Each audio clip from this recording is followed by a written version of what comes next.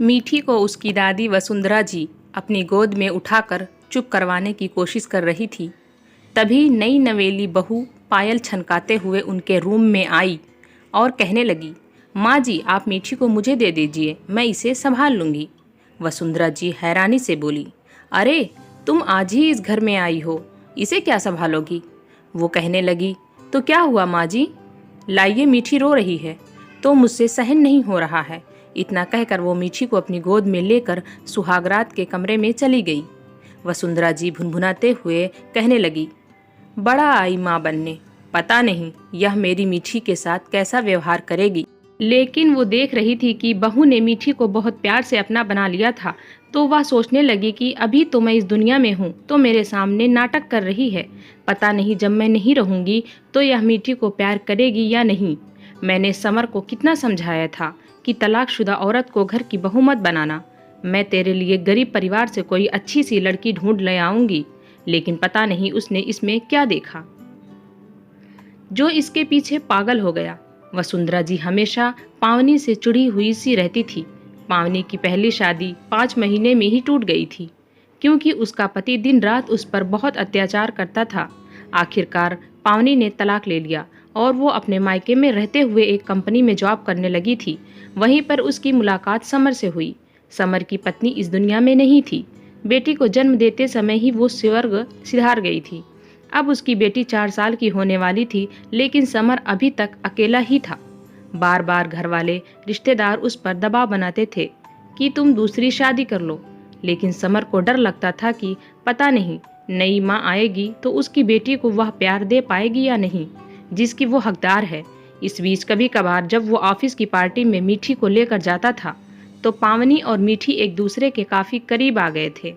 पावनी जिस तरह से मीठी को प्यार करती थी, पार्टी में उसका ध्यान रखती थी, उसे देखकर समर के मन में एक नए विचार ने जन्म लेना शुरू कर दिया था। समर पावनी के बारे में सब कुछ जानता था। एक दिन समर ने सीधे सीधे उसके सामने विवाह का प्रस्ताव रख दिया, तो पावनी ने भी काफ़ी सोच समझकर इस रिश्ते के लिए हाँ कर दी। लेकिन जब वसुंधरा जी को पता चला कि समर एक तलाकशुदा औरत से शादी करना चाहता है, तो वह भड़क उठी और कहने लगी कि तेरी पत्नी इस दुनिया में नहीं है, वो अलग बात है, लेकिन तलाकशुदा औरतें ठीक नहीं होती बेटा। जब वो पहले अपना घर नहीं संभाल पाई तो वो अपना घर आपका क्या संभाले। उनके मन में पावनी को लेकर तरह तरह की आशंकाओं ने जन्म लेना शुरू कर दिया। शादी के बाद पावनी ने मीठी और पूरे घर को अच्छे से संभाल लिया था, लेकिन उसे एक बात बड़ी अजीब लगती थी कि जब भी वो सास के लिए कुछ खाने पीने के लिए लेकर जाती थी तो वह उससे मीठे शब्दों में ही कहती थी कि बहू पहले तुम भी थोड़ा सा खा लो ना। पावनी को समझ नहीं आता था कि उसकी सास ऐसा क्यों कहती हैं। उसकी शादी को 1 महीने हो चुके थे। समर भी उसे बहुत प्यार करता था। दोनों साथ में ऑफिस जाते थे और साथ में ही घर वापस आ जाते थे। एक दिन पावनी थोड़ा जल्दी ऑफिस से घर आ गई। उस दिन समर एक मीटिंग में था, तो उसे घर आने में थोड़ी देर हो गई थी। वो घर आया तो सोफे पर बैठकर अपनी टाई ढीली करते हुए बोला, आज तो मैं बहुत थक गया। आज अच्छा सुनो, अकाउंट में आज सैलरी आ गई है, तुम जल्दी से चाय पिला दो, फिर मैं तुम्हें आज बताता हूँ कि मैंने कितनी बचत की है, कौन से शेयर खरीदे हैं, कौन सी पॉलिसी ली हुई है। पावनी यह सब सुन ही रही थी कि तभी उसकी सास आवाज़ लगाते हुए कहने लगी, अरे बेटा ज़रा मेरे कमरे में तो आना। समर माँ के कमरे में गया और इधर पावनी किचन में चाय बनाने के लिए चली गई। चाय बनाते हुए उसे याद आया कि उसकी सास ने कहा था कि आज पकौड़े खाने का मन कर रहा है, तो वह पूछने के लिए गई कि माँ जी मिक्स पकौड़े बनाऊं या अलग अलग। लेकिन तभी उसके कान में आवाज़ पड़ी। उसकी सास समर को समझाते हुए बोल रही थी, बेटा बहू तो तलाकशुदा है, इसे अपनी बैंक डिटेल्स मत देना। अगर ये जान जाएगी कि तुम्हारे अकाउंट में कितने रुपए हैं तो कहीं ये तुम्हें किसी झूठे केस में फंसा कर तुमसे तलाक न ले ले। पर्दे के पीछे खड़ी पावनी तड़प उठी कि क्या उसने शौक से तलाक लिया था। वो पति के जवाब सुनने को आतुर हो उठी। फिर पति ने कहा, माँ ये तुम्हारी कैसी सोच है? तुम्हें भी अच्छे से पता है कि पावनी के पहले पति ने उसे कितना टॉर्चर किया था। उससे तंग आकर ही उससे तलाक लिया था। कोई भी लड़की शौक से अपना घर बर्बाद नहीं करती। हमारे घर में उसे कोई तकलीफ नहीं है कि वह मुझसे तलाक ले लेगी। और पावनी रुपए पैसे की लालची नहीं है कि मेरे रुपए देखकर उसके मन में लालच आ जाएगा तुम भी ना जाने कैसे कैसे बातें सोच लेती हो। वसुंधरा जी फुसफुसाते हुए बोली, अरे बेटा, तू जानता नहीं है, आजकल की लड़कियां बहुत तेज होती हैं। मैं तो घर का सारा कीमती सामान छुपा कर रखती हूँ। मैंने उसके गहने भी लेकर अपनी अलमारी में बंद करके रख दिए हैं। अरे वो तो कुछ खाने पीने के लिए भी ले आती है, तो पहले उसे ही थोड़ा सा खिला कर देख लेती हूँ कि कहीं उसने कुछ मिलाया तो नहीं है। यह सब सुनकर समर ने अपना माथा पीट लिया। वो कहने लगा, माँ, तुम घर में इतनी असुरक्षा की भावना लेकर कैसे जी रही हो? हर वक्त तुम्हारे मन में शक का कांटा चुभा रहेगा, तो तुम खुलकर अपना जीवन नहीं जी पाओगी। ऐसे तो मुझे डर लगा रहा है कि तुम किसी रोग का शिकार न हो जाओ। वसुंधरा जी गुस्से में कहने लगी, इसलिए तो मैंने तुझे कहा था कि ऐसी लड़की को घर की बहू मत बना, लेकिन तूने मेरी एक ना सुनी। अब देख ले, अगर मुझे कुछ हुआ ना, तो इसमें भी तेरी ही गलती होगी। समर चिढ़ते हुए बोला, बस करो माँ, इसमें मेरी क्या गलती है? बल्कि तुम ही अपनी बहू पर भरोसा नहीं कर पा रही हो। अरे तुम कब तक और कितना किसी पर नजर रख सकती हो? अगर कोई गलत लड़की किस्मत में लिखी हो तो उसे भी हम रोक नहीं सकते। कितनी सारी लड़कियों के बारे में हम सुनते हैं कि वो शादी के बाद पहली रात ही चोरी करके घर से गायब हो गई। पावनी को इस घर में आए हुए 1 महीना हो चुका है, अभी भी तुम्हें समझ में नहीं आता कि यह कितनी अच्छी है? मुझे तो तुम्हारी सोच पर ही शर्मिंदगी महसूस हो रही है। इतना कहकर वह गुस्से में पैर पटकते हुए कमरे से बाहर आने लगा तो पावनी घबरा कर वहां से हट गई। वो हाल में सोफे पर आकर बैठ गई। उसकी आंख में आंसू उमड़ रहे थे, लेकिन वो समर के सामने रोना नहीं चाहती थी, इसलिए वह खुद को संयत करके बैठ गई। समर माँ के कमरे से बाहर आया और सीधा अपने कमरे में चला गया। तब पावनी उठकर बाथरूम में घुस गई और आंसुओं को पानी के साथ बहाने लगी। उसे बहुत दुख हो रहा था कि उसकी सास को उस पर जरा भी भरोसा नहीं है, लेकिन साथ ही उसे यह बात की खुशी भी हो रही थी कि कम से कम उसका पति समझदार है और वह उस पर पूरा भरोसा करता है। थोड़ी देर रोने के बाद उसका मन थोड़ा हल्का हुआ तो वह बाथरूम से बाहर आई। उसकी सास अपने घुटनों को सहलाते हुए बोली, बहू, जरा कड़क सी अदरक वाली चाय बना दो। आज तो घुटनों के साथ सिर में भी दर्द हो रहा है।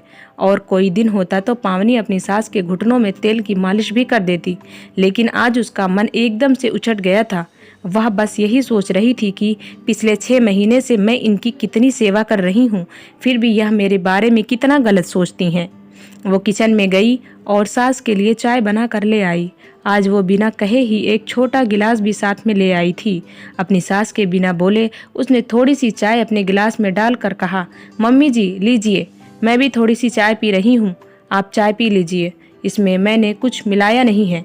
बहू की यह बात सुनकर वसुंधरा जी सख्ते में आ गई और उन्हें लगा कि बहू ने उनकी बातें सुन ली है, लेकिन बेटा घर में था तो वह बहू के सामने से कुछ बोली नहीं, क्योंकि थोड़ी देर पहले ही बेटा उनसे नाराज होकर गया था।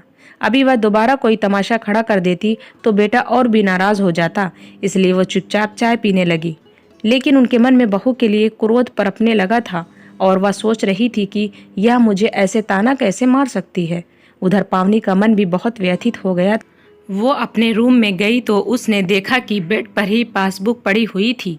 समर उसे देखते ही बोलने लगा, आओ पावनी, मैं तुम्हें बताता हूँ कि मेरे अकाउंट में कितने रुपए हैं। यह मेरा एटीएम कार्ड है और इसका पासवर्ड भी मैं तुम्हें बता देता हूँ। पावनी बोली कि मुझे इन सब चीज़ों की ज़रूरत नहीं है, यह सब आप ही संभालो। तो वो कहने लगा कि कभी इमरजेंसी में ज़रूरत पड़ सकती है, इसलिए तुम्हें भी सब पता होना चाहिए। धीरे धीरे करके उसने अपनी कमाई, बचत वगैरह के बारे में उसे सब कुछ बताया। पावनी को बहुत अच्छा लग रहा था और वो सोच रही थी कि भले ही मेरी पहली शादी से मुझे कोई सुख नहीं मिला, लेकिन शायद समर ही मेरा सच्चा हमसफ़र था जो मुझे इसी तरीके से मिलने वाला था। लेकिन उसे सास के लिए बुरा भी लग रहा था कि सास ऐसी क्यों है, वह मुझ पर भरोसा क्यों नहीं करती। उस दिन के बाद से पावनी अपनी सास से कटी कटी रहने लगी। अब वो बिना बोले ही उनके सामने खाने पीने की चीज़ें लेकर आती थी तो उसे चख कर ही दिखा देती थी। वसुंधरा जी की थोड़ी शर्मिंदगी भी महसूस होती थी, लेकिन अब वो बहू को कुछ बोलने लायक नहीं रह गई थी।